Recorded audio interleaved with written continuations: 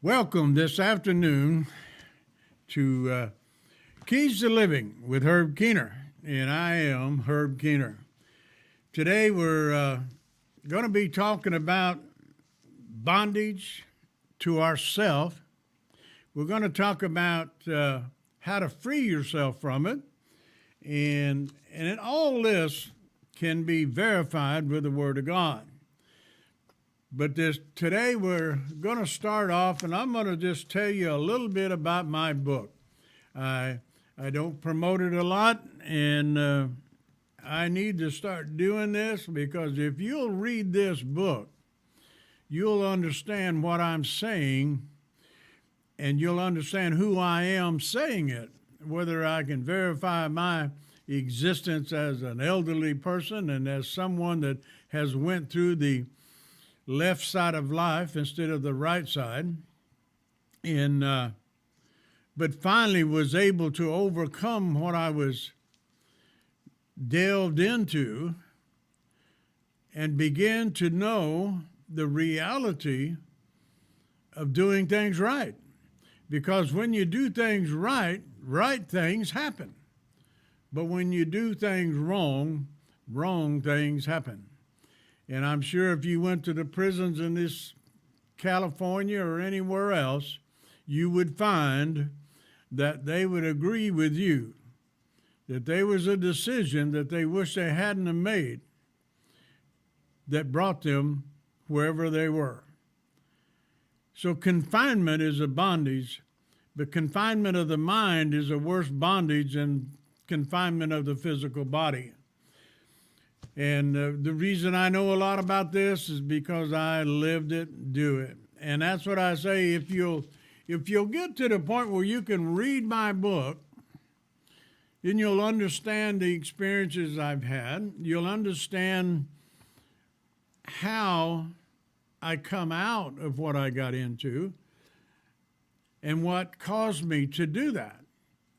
There was a time, and this book tells you, there was a time that I said, I can't live with the consequences I've created on this earth. I just can't live with them. So I decided and made a plan to take my own life. And this was in 1983, in March of 1983. I tell you, it's when you make a decision like that and when you go to follow it up, you don't plan on seeing the next day. Well, I've seen a lot of days since I made that decision, but in the book, as it'll say, how I come to that decision and then what brought me out of that decision.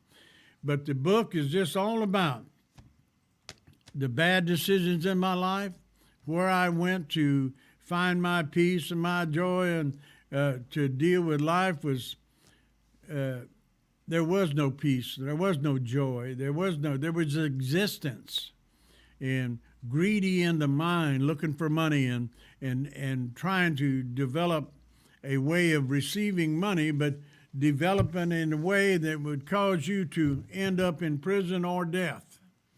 And so that's why I would love for you to get on to herbkeener.com. That's my website, herbkeener.com. I keep looking in there for you guys to reply, and nobody's doing anything. So I need for you to at least get in there and to email me. You can email me at herb@herbkeener.com. That is my email address for the book or just for communication. You get in there, and there's a place in that website where you can turn page for page on the book. There's about a half a chapter in there or less, I don't know. But you click on the side and it turns the pages, and you're able to read it, and you're able to see where I come from, why I feel like I am capable and absolutely have the background to tell you the things that I'm telling you. And this, my friend, is if you're hearing it from somebody that's went through it, why would you do it? Why would you even want to think about doing it if you knew the consequences led to imprisonment or death? You see, most people that get into things, they don't think about the consequences. They just think about the benefits. All that was in my mind is I was going to be a multi-millionaire in about 2 years. As it ended up, I ended up not only broke, I ended up destitute, nowhere to go, and went home to mama at 44 years old. Now think about that one. So what I'm telling you today, I need for you people to get in there, and you need to communicate with me, at least tell me something, or tell me why I'm wrong. I'm okay with that too, because if you can convince me I'm wrong, that's fine. But what I try to deal with, if you can't look in that Bible and find out what I'm telling you to be true, then you really don't need to be listening. You need to be looking at Looney Tunes or something. So what the deal is I'm telling you who I am and trying to save somebody from going through the path that I went through. 81 years old now. This happened when I was 43, got saved when I was 44, and there was a lot happened to me. Then after I got saved, the journey really began, because then you have to start, everything was fine till I started talking to people. You see, when you start talking to people, they're going to tell you how dumb it is what you said. They're going to tell you what you should have done, what you shouldn't have done. And man, you know what you should have done. You're the one that done it. And you know what you should not have done. I can tell you this is a positive statement. I do not know what to do. But I can tell you this, I know what not to do. And so through life, I've always known what not to do, but I done it anyway. And I never got to the point of doing what I needed to do, and I didn't know what to do. So I done things out of my own mind and my own way and my own greedy mentality and crazy attitude, like nothing can ever happen to me because I know what I'm doing. Well, I ended up in the field going to kill myself. Now, if that's the end of the journey, then my decisions didn't mean too much. And I'm probably not the only dumb box on the block. So you need to listen up, try to understand what I'm saying, because what I am saying, I lived. I've had people hate me. I had people love me. I had people lie to me. I had people I could trust. I've had it all. And once you go through a lot of that, it's easy to spot those that are saying one thing and have a agenda of another. This is why we were successful in our drug and alcohol program, is when you're able to identify those that are just there because it's available, than those that are there that really want help, see, and need it. There's the difference. If you can begin to see those people that are there because they really want the help, not just because it's a tool to get them out of something they got into, or it's just a way for them to entertain themselves at your expense. What I'm telling you is you need to get to a point where you know what you know is real, it's alive, it's well.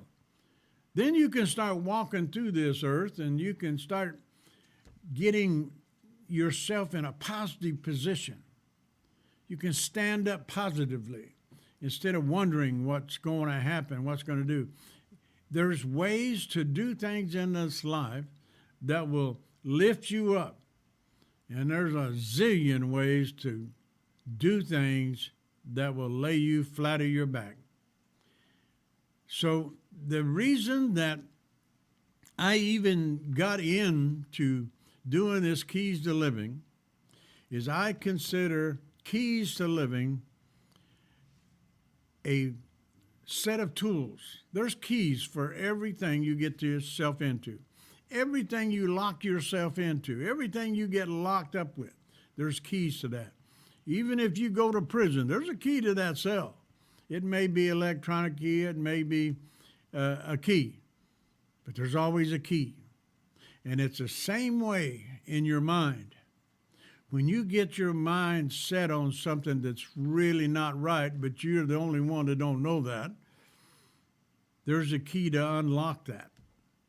You know, when you get yourself in bondage, the only way out is to change your way of thinking.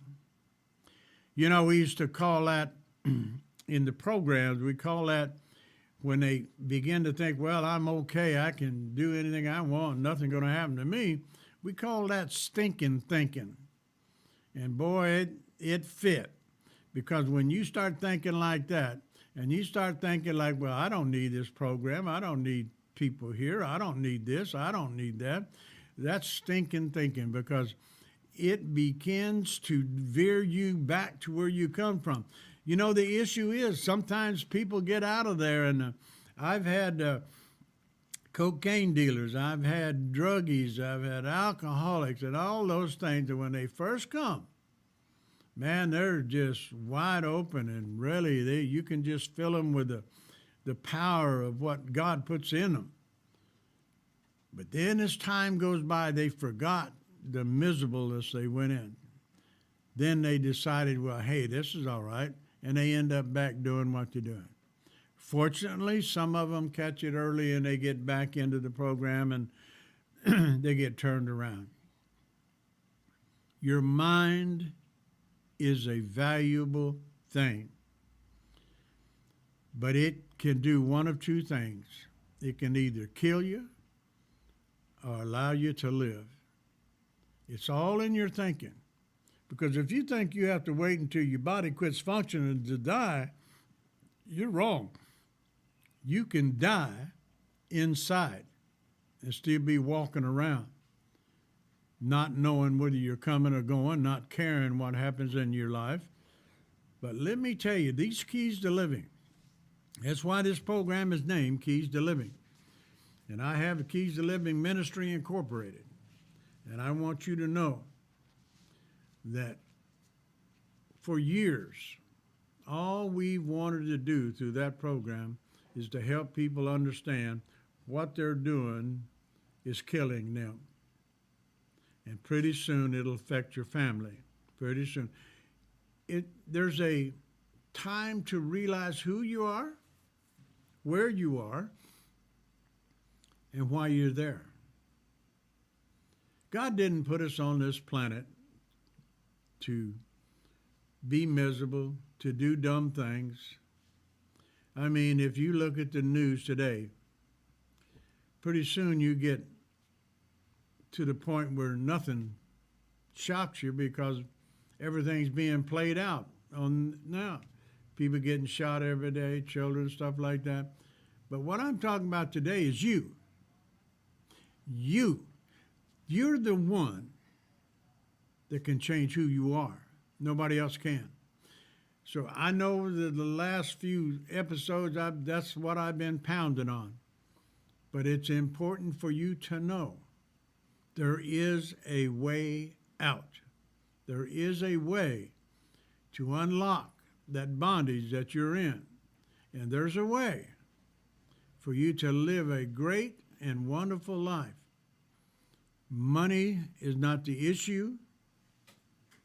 And the next thing is, you do not need to have circumstances overpower your rational thinking. Circumstances will always get you in trouble. When things happen around you, it's not so much what happens to you, it's how you receive it. It's how you rebound to it. It's what you do about it. The happening of things in your life is nothing compared to what do you do about it? You freak out and just lose your way, or do you stand up and say, wow, time and God will get me through this?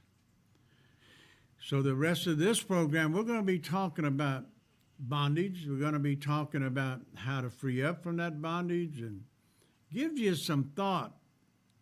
Because once you think on things, it is nothing about me. I'm not smart enough to know all the answers.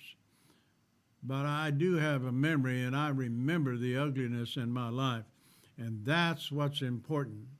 We need to know there's a better way. You just stay tuned here, and we'll be blessed, and so will you.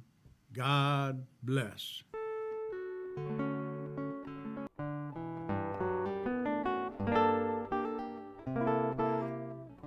I'm back. Well, we're talking about bondage. Not so much strapped down and not all that ugly stuff they show you on TV. But what I'm talking about, bondage is in our own mind. Because, see, the only person that can get you there is you.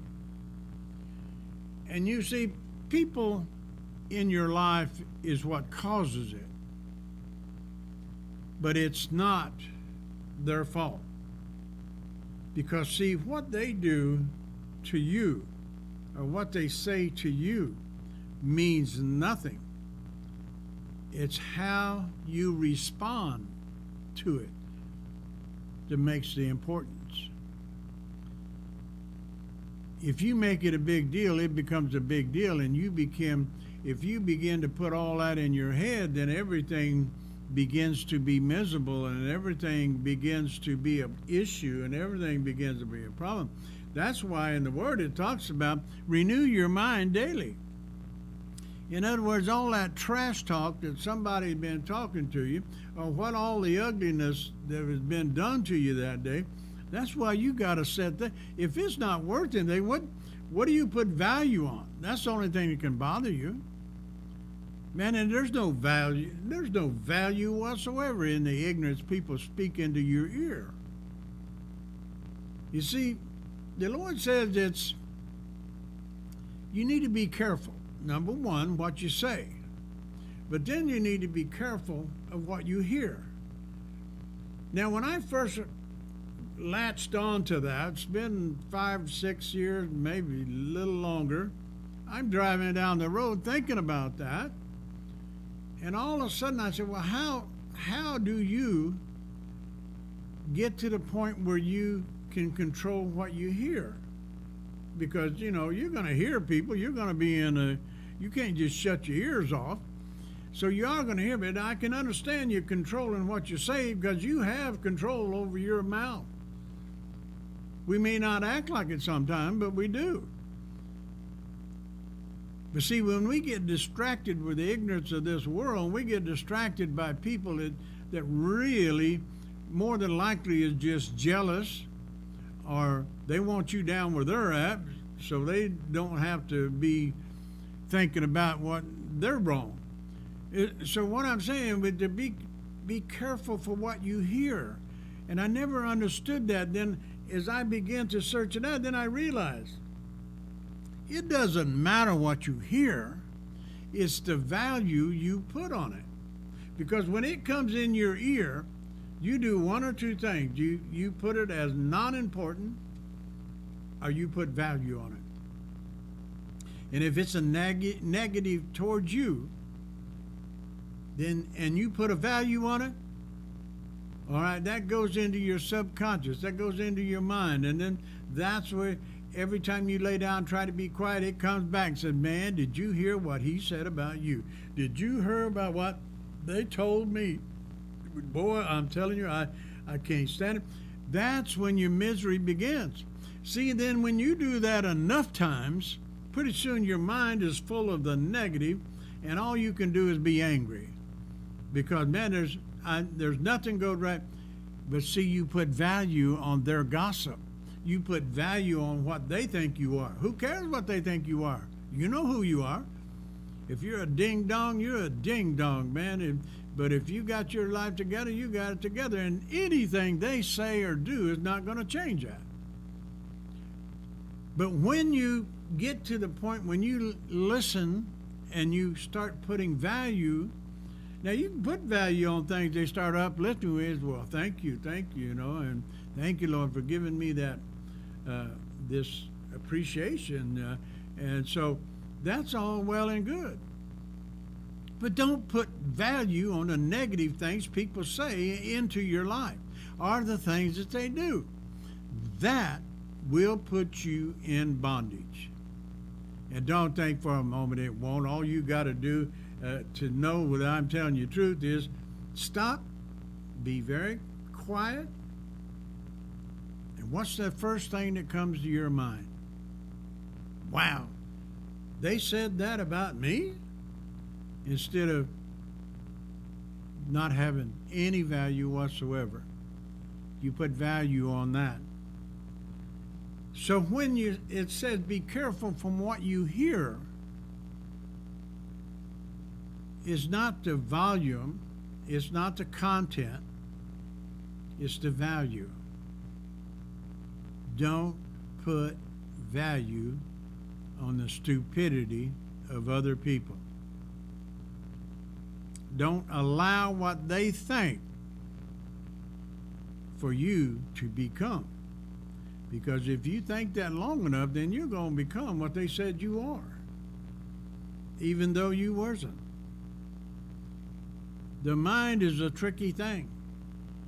We all like acclamations. We all like people to love us. We all hate when people say bad things about us. But that puts you in bondage to them. They're off having a good time, being happy and all that, and you're over there being miserable over some words that come out of their mouth. How dumb is that?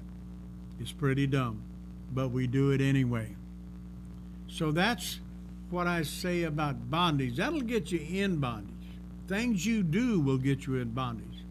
You need to forgive yourself for that stupid thing you done last week or yesterday or a few minutes ago. And if you talk bad about this program, I forgive you. You get on, forgive yourself. What I'm telling you, don't put value on anything that will bring you down. I mean, there's things going to happen to you, and that's what I say is you don't put the value on it because, number one, your mind is a precious, precious space. And it has all kinds of room for the good stuff of this world and for the bad. And it depends on you where you put it. And then things that are going against you, man, you need to just sit back and say, wait a minute. Let me rethink how I value the conversation of this person, that person. And then you'll be able to see the false attributes they lay on you when they tell you, oh, you look very nice today. Can I borrow $50? Boy, you are sure, man, I just love the way you talk. I need $150. You see, their value for you is the nicer they can become to you is the more they can borrow, or the more they can take, or the more they can get on your good side so you can tell them some gossip that they say they won't tell anybody, but they go tell everybody. If you weed these people out of your life, I promise, I mean an absolute promise, that your life will be so much greater. Then God can bring somebody into your life that blesses you on a daily basis.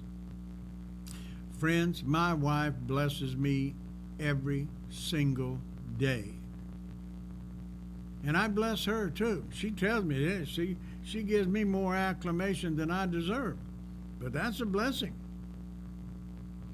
We're having a good time together. And that's not always been true, you know. But see, I finally quit listening to the garbage of family and friend, well, so-called friends. You find out really quick who's your friend, who's not. But you need to find the reality of God in your life. And the reality is this. If you've got a friend, know he's a friend. I've got two people in my life, other than my wife, that I know are true, blessed friends. One is my pastor, and one is my friend. He's a real estate agent in Lodi. I'm telling you now, when you got people that when you call them up, they don't start talking trash. You know, they like to hear from you.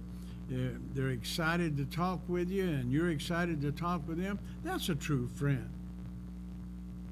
I'm telling you, you need to find true friends in your life. And a lot of you out there probably have all this, and that's great. Count yourself blessed. And when your friends do something stupid that you think, don't cut them loose. Man, I mean, you know, we got to tolerate something. And I almost lost a good friend over being offended over minor situations. See, in order to be free from bondage, you have to free yourself from your judgment and your understanding. Is that friendship worth losing over this particular item? Is it worth losing? Did they offend you enough that you don't never want to see them again in your life? Now, if it comes to the point of that, then you get on and find another friend or whatever. But if it's not worth losing that friendship, then you need to tell them, hey, I don't like what you said, I don't like what you did, but it's not worth giving up my friendship with you because I love you and I appreciate our friendship. Don't you see, people kick them, and I'm guilty. I was guilty of that many times. When somebody does one or two little things and I just kick them to the curb, I got tired of that, you know. But see, that's overreacting to what happens in your life. Get real. Get to the point of, I mean, we're not perfect, because if we were perfect, we would understand all this, but we're not perfect. I mean, I've done dumb things, and I don't consider myself a bad person, but I've done some really dumb things. But the key thing is the people in your life are the same way. They're no different than you. You need to look around when somebody offends you and be sure it's a felony, not a misdemeanor. And then when it's a misdemeanor, you just throw them out of court. But now if it's a felony, then you may take it further and see if they intended to hurt you. What we're talking about here today is bondage. I don't want you to get lost in what we're talking about, because before this program is over, I want you to know how to get out of what you got yourself into, and it doesn't matter what you got yourself into, because there's always a way out. There's a road out. There's a key to the lock that puts you in there. Most people say, well, this is how it is. This is how it's always going to be. That's because you're afraid of turning loose. Just because you're afraid of what's coming up next. In order to grab a hold of something else, you have to turn loose of what you have. And that's where humans have a problem with change. I mean, I stayed in many a business situation, drowning like a goat in the water, and just couldn't turn loose of it. I couldn't turn loose. Man, you know what you got to get in your brain is this. You can fail 1,000,000 times. You only have to be successful once. Now, all these billionaires and all them things, they didn't get billionaires overnight. I bet there's probably thousands of failures they had, but they got up after each one of them, they went to the next one. That is what life is about. Circumstances should not determine your rational thinking. I mean, I know a guy, and I know him personally, failed in a business adventure. You couldn't get him to open up a newsstand because, man, I failed in that business. I can't make it nowhere. And that's been his mentality for 50 years. Think about that. Living your failure, one failure, for a 50-year period. I got to tell you now, I've had hundreds of failures. And I've had it in a period of probably 20 years. But see, I'm still looking. I'm going to be a success And well, I'm a success now to me, to my wife. Man, we're blessed. Right at this time, I am satisfied. If I never make another dime, if I never do another thing, the income I have right now till I die, I'm satisfied. But that's not going to stop me from trying to get more. And not just for, man, money's not going to do me much good at 81. But I get it so I can help other people. I'm not going to quit trying to make money until they pack me in that little box. And never give up. And that's what we're going to continue to talk about in the next segment. God bless.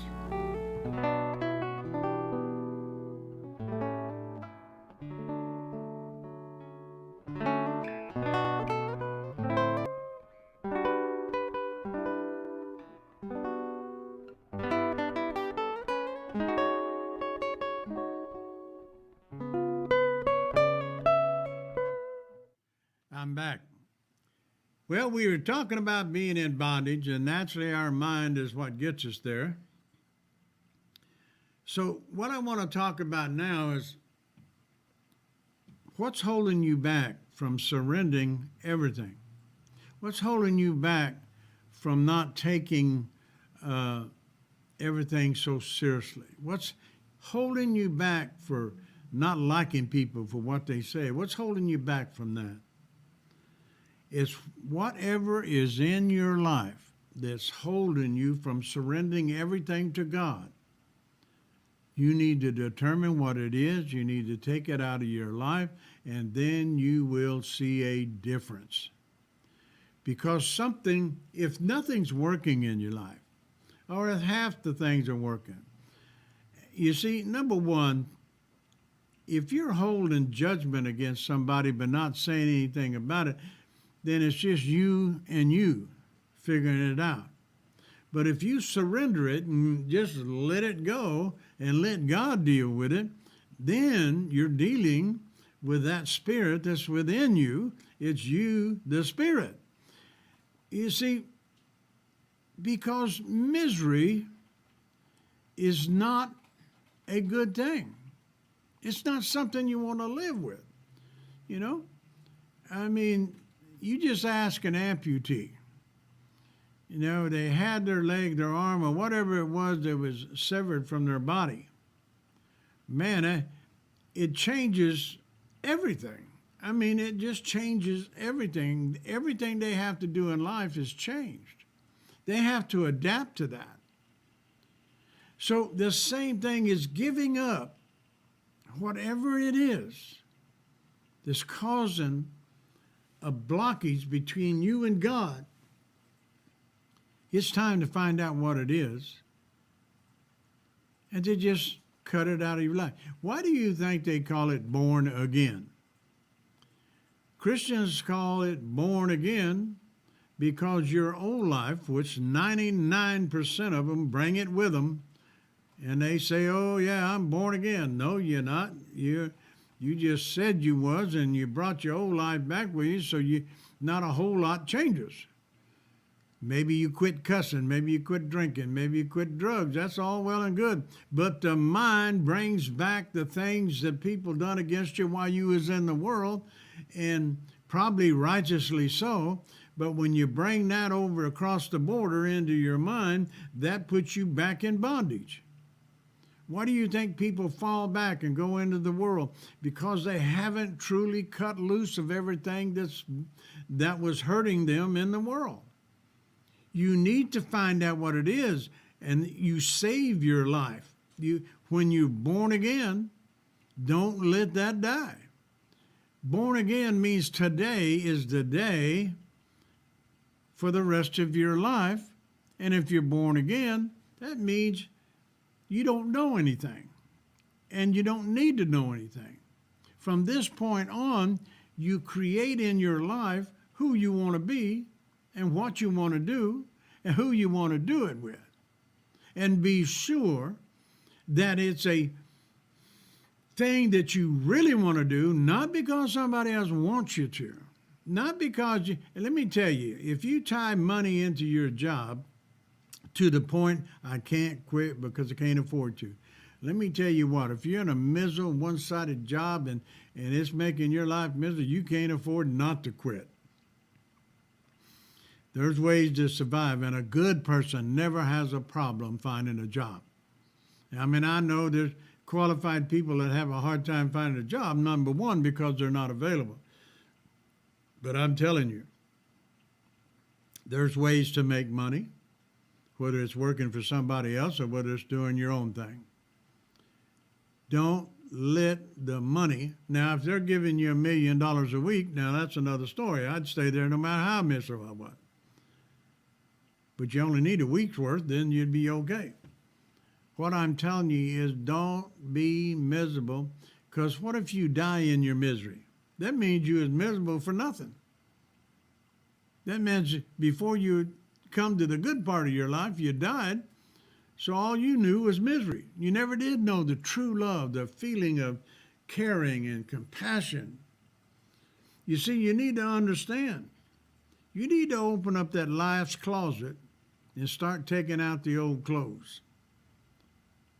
And when it's empty, then you start putting back in to this life's closet the things that you truly believe in and stand for and are confident that's what you want to do.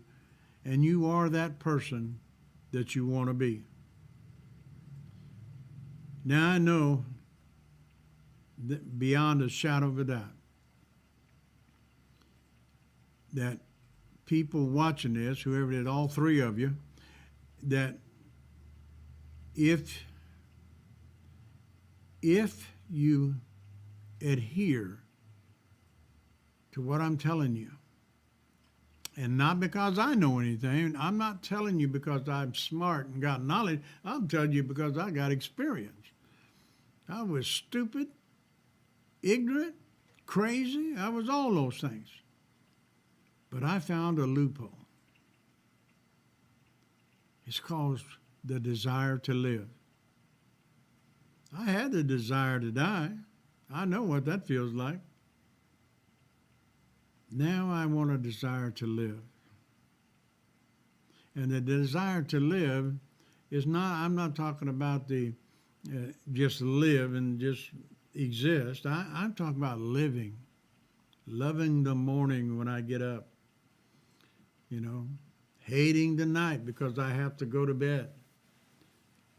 But I'm telling you, we need to love to live. If you don't love living, you're in misery. And I know what that is. I was in it for many, many, many years. You know what my life existed of? And I'll bet this hits home with a lot of you. I was counteract to everything that was happening to me. I was countering everything that come against me. I spent more time counteracting to defend something that wasn't right instead of just saying, okay, you're right, man, I was wrong. I need to get on down with it and move on. Don't try to hang on to something you know that's right and quit trying to justify it. And you people out there slapping your wives and stuff like that, you need to get out of their lives. Love doesn't come with slapping and beating. It comes with caring and nurturing. And you idiots that think you love them by slapping them and beating them around, there is a payday. You may not know it now, but there is a payday for the doing that. Love your spouse, care for them, respect them. I've been around people that disrespected their spouse in front of people, degraded them. I wanted to punch their lights out. I'm telling you, folks, start recognizing who you're around. If they're hurting you, get away from them. If they're degrading you, that doesn't come under the description of love. The description of love is about loving, caring, compassionate. And you that are on the receiving end of that, that's your bondage. And you need to get out from under that. no matter what it takes. And for nobody but yourself. And those of you that have children, oh my God, just think about that. Look at your children. See how they react to it. Now, I've seen these things. I am blessed that I never was one of them that ever raised a hand. That didn't make me a good guy. That made me a smart guy. Because number one, there's ways to hurt people without telling them or beating them, you know. That's why the mind is the inhabitants of bondage. And you need to find out what you need to give it up. You slappers, you people that are beating on your wives, you need to give that up. And you need to start treating them like your vows says. Go back and look at your video of your wedding and listen to the vows. It doesn't say anything about slapping, beating, condemning, judging. It talks about love, caring.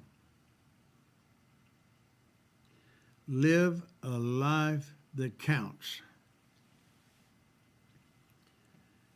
And to live a life that counts, you have to follow the ways of the Bible.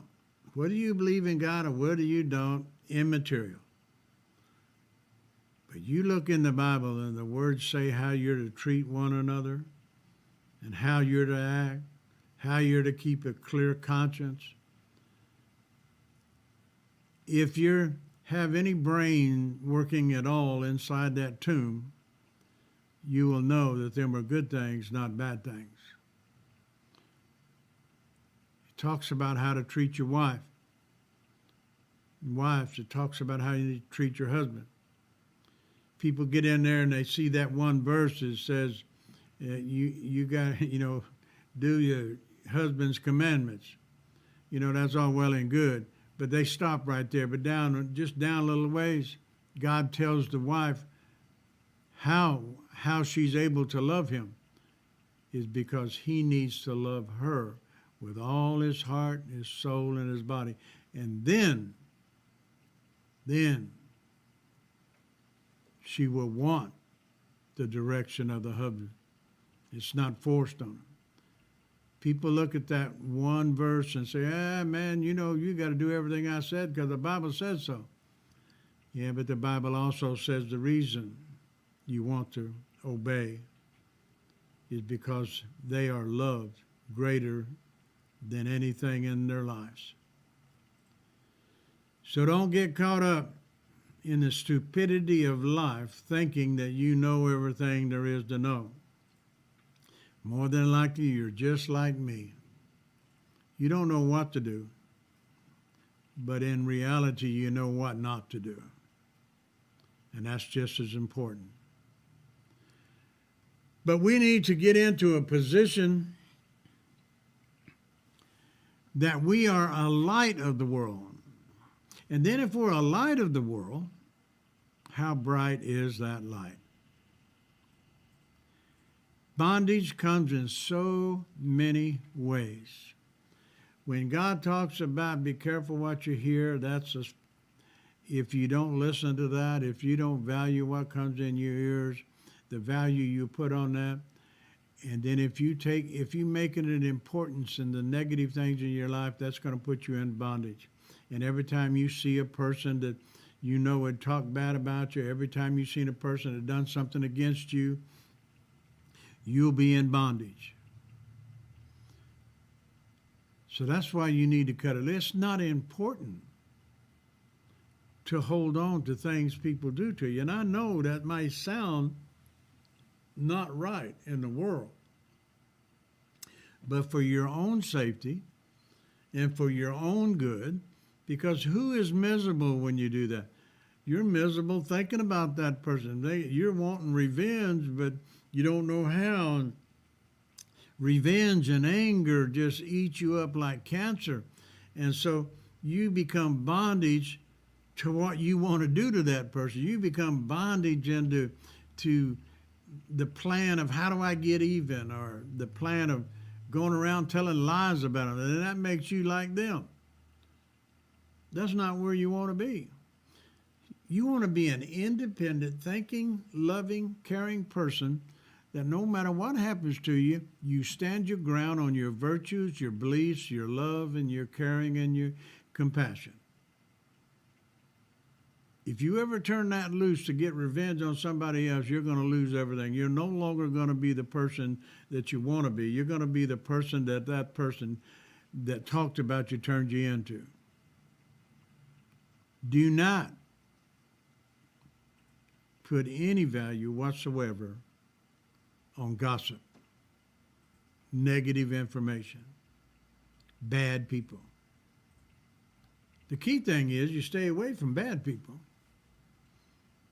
And I know sometimes they're really nice to you at the beginning, and then all of a sudden they become these backstabbers and liars and even steal from you.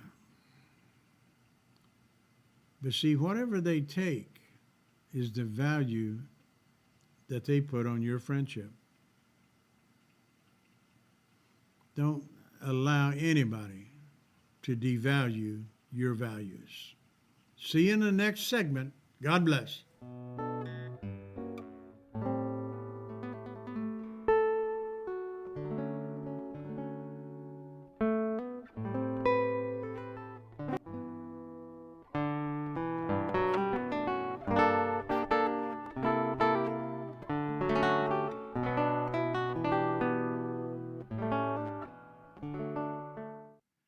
I'm back.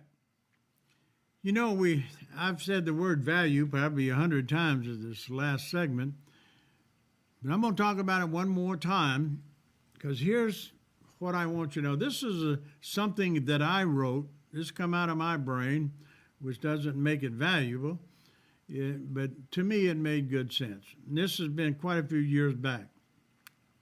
I wanted to know how to determine the value of love. So this is kind of what I come at. I'm going to read this. The value of love. How do you determine the value of love? Love is an emotion, and its values has created great and wonderful things, or has created more misery than a person could stand. Depends on how much or how less an individual values it. If you love someone for something they have, the value is the worth of that item, financial gain. If you love someone for what they can do for you, the worth is in the influence that is achieved, recognition, man's glory.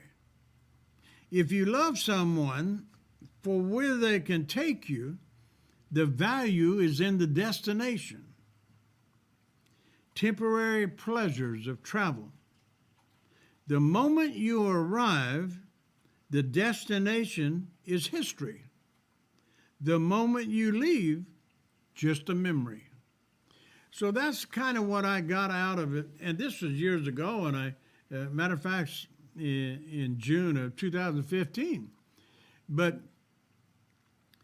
that's how we need to know, what do you value me for? What do I value you for?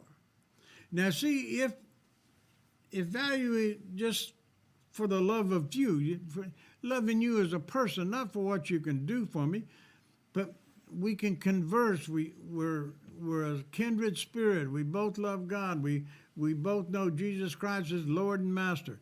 And even I have friends that don't believe in God. You know what?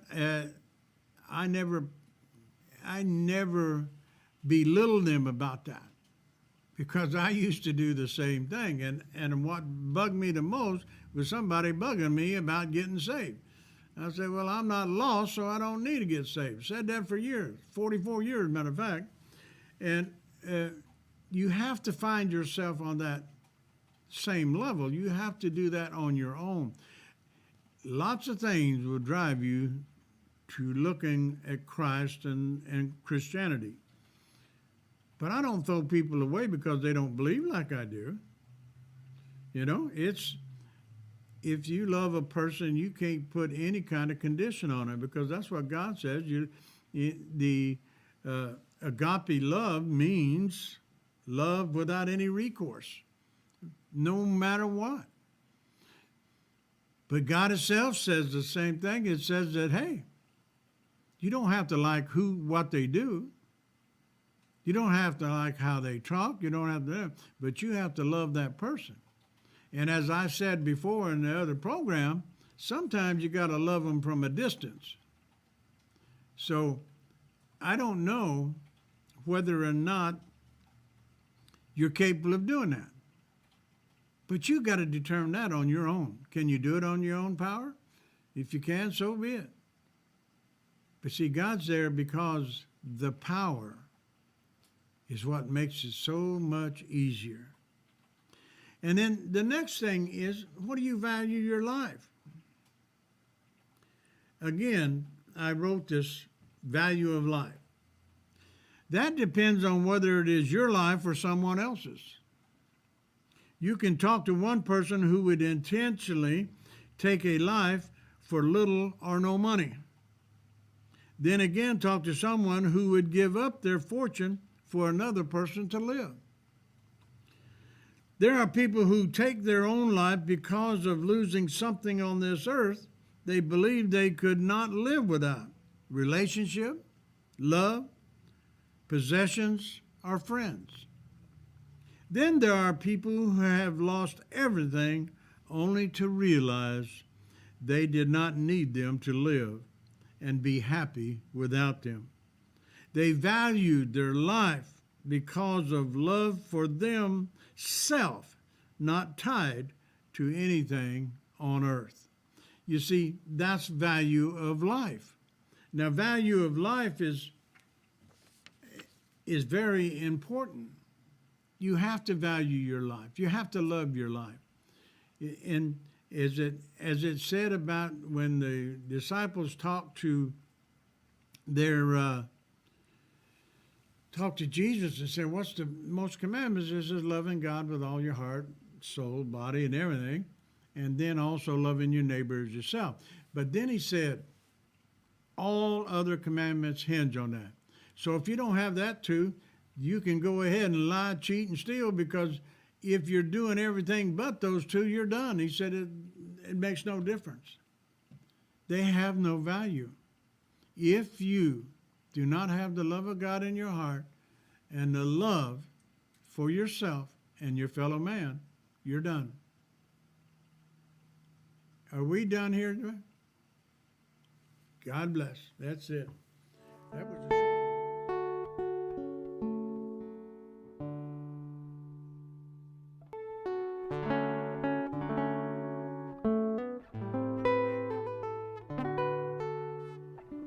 Okay, folks. Now we've talked about a lot of things today.